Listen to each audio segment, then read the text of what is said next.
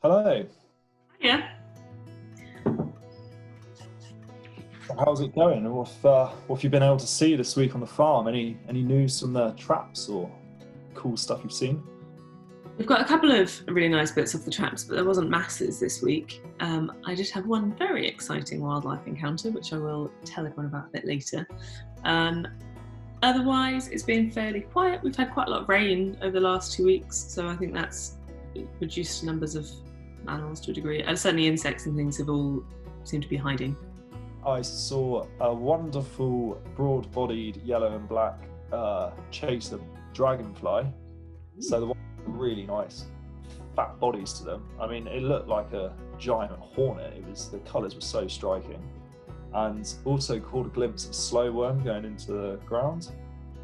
I've seen a lizard this week as well. Obviously, don't know whether it's to go in hand with the snake with the sunny weather we've had, but and also I had a look under a log and found a newt. That's very cool. So hard to ID. Possibly, I think most likely a sexually immature male palmate newt, but it was really dark, and the darker newts are great crested newts. However, I still think it's a palmate newt though. That's really exciting though. Sounds like you've had Yeah. a week of wildlife. Yeah, I've also once again saw the water voles, which I love them because they're so cute, little mini beavers in the river. How about you? What's Well, I thought we had a waterfall. I got very excited when I got the camera traps in, and I will show you why, but it turns out that it was just a rat. as it jumps through there? It does look like it looks quite rounded. The key difference, obviously, is that water voles have a stubby nose, and they have a hairy short tail rather than the long naked tail of the rat. So, other than the rat that I thought we had a fox. I think it's probably the same fox that was coming and going a fair amount, but it was really lovely to see because it is obviously quite active, coming to the water to drink, probably using it as a place to cross, where we've got this sort of little ridge of stones in the middle of the stream that works as a bit of an island for them. A little stepping stone, isn't it? That's Susie. Oh, we did have one tiny snippet of really exciting footage of what I think is probably a stoat, could be a weasel because they're quite hard to tell apart.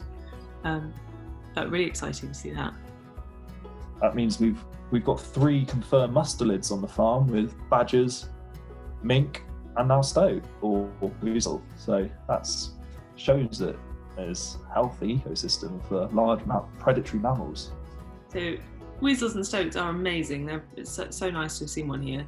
And they're so scarce. I mean, we don't see them at all. I've never seen one before. So seeing one on a camera trap, even a tiny glimpse, is really exciting.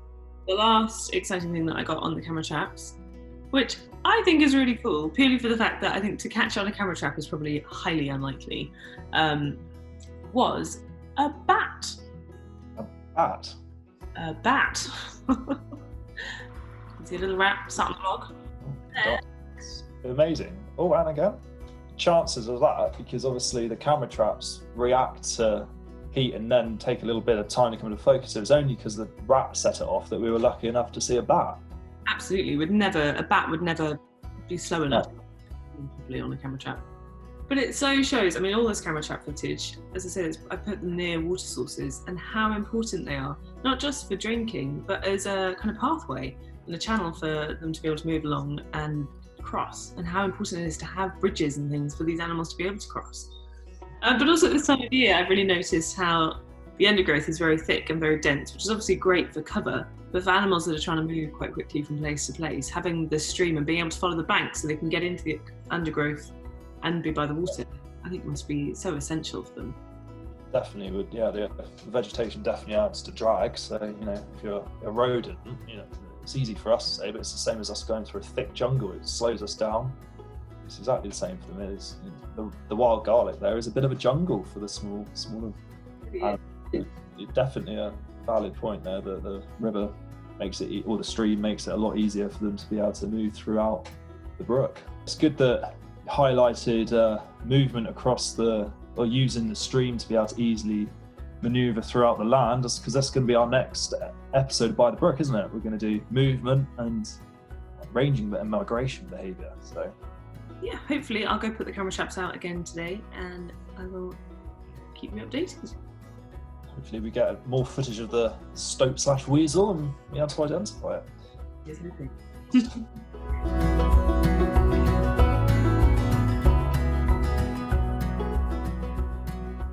So welcome to number 2 of Top 10 with Ben, and I thought it was only appropriate to do the second top 10 on a creature that loves to spend its time in a number 2, the humble dung beetle.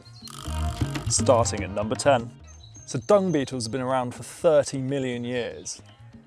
They're on every continent except for Antarctica, and in the UK we have 60 species.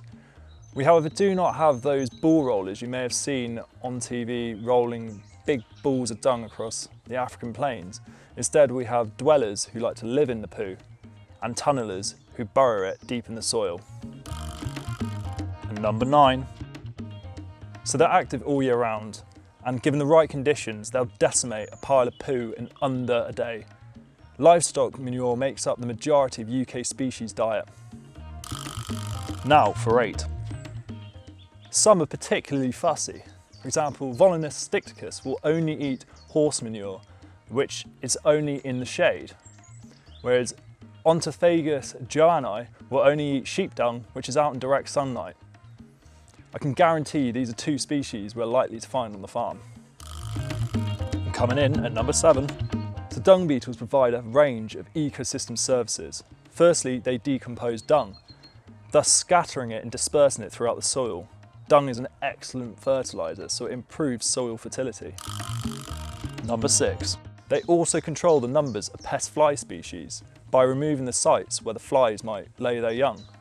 They also reduce the suitability for intestinal parasites to be able to breed in the dung. Both of these are incredibly important for farmers who graze livestock. Right, so number 5. So dung beetles also decrease the levels of greenhouse emissions. Everyone knows that cows fart and burp methane.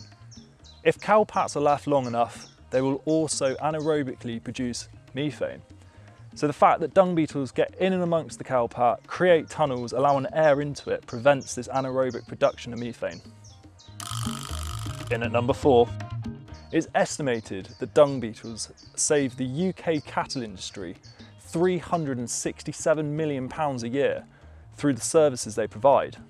No wonder the ancient Egyptians worshipped these guys. They clearly saw their value. Right, now the business end. At number 3. A species of dung beetle, known as the Taurus scarab, is the strongest insect on Earth, capable of lifting 1,141 times its own body weight. That is the equivalent of me lifting 18 African bull elephants. That is mental. Number 2. Unfortunately, livestock medication has been causing the numbers of dung beetles to decline over the past 30 years. This is because the chemicals used to treat intestinal parasites pass on to the beetles through the dung. And finally, number 1. So now for the fact I think is the most insane. Dung beetles are excellent navigators. However, they are one of the only known invertebrates to use the stars in order to navigate and orientate themselves. So there's my top 10 facts about dung beetles. Who knew such a little creature could be so important? Hopefully this gives you a newfound respect for them. Earlier, Natalie mentioned a wild encounter on the farm. What could it be? I can't wait to find out more. So let's check in with Natalie to see what it is. Now, this may not seem like the most aesthetically pleasing place for me to show you. It's a very odd place to have a wild encounter, I admit. I'm just stood by our muck heap. But what's really extraordinary is this shows you how wildlife will inhabit any area. Here we have a hole in the ground, and it is no more than a hole in the ground that happens to fill with rainwater every now and again. It will dry up in the summer, but it happens to be full of water at the moment, and yesterday when I popped down I caught sight of a newt. So I came back with the camera and I saw more newts than I've seen in my entire life, just in this fairly small puddle of water. And they're thriving. They must be here to mate, to lay eggs. And it's just extraordinary that here in an area that's not looked after, not tended to, certainly not here for any conservation purpose, we have a thriving habitat for newt species. Wildlife will make a home absolutely anywhere, and we're going to look more in detail at these animals next week.